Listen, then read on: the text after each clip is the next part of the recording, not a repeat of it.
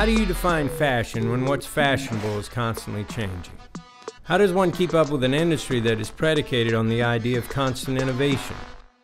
Trends aren't easy to stay on top of, but fashion faux pas, improprieties should be. Example. Well, let's talk about other improprieties. Moral faux pas, if it suits you. Like this. Some call fur a taboo subject. But is it really? I mean, we're not cavemen, or cave people to be politically correct. And we wouldn't skin him or make a coat out of her, right? I mean, they provide us with hours of online entertainment.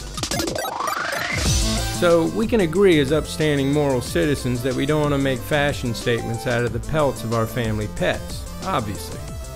But what would be the difference between a family pet versus, say, another animal raised or killed for fur? They're both cute.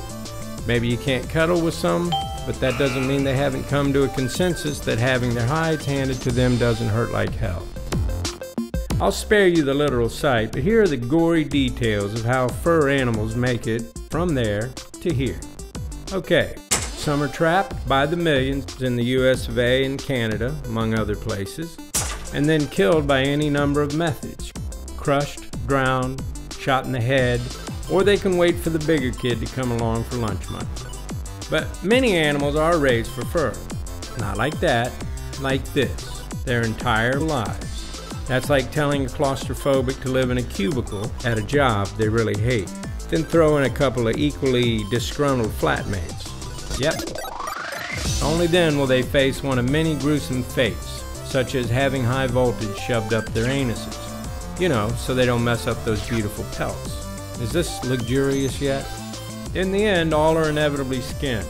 However, in China, animals face this process while still alive.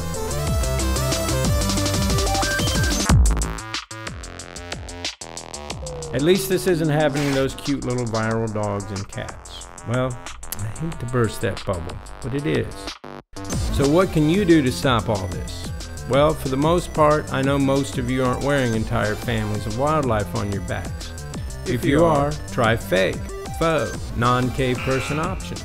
There's really not much difference, and loads of top designers use them. It's that simple. The fur industry's cruel. Make compassion your fashion.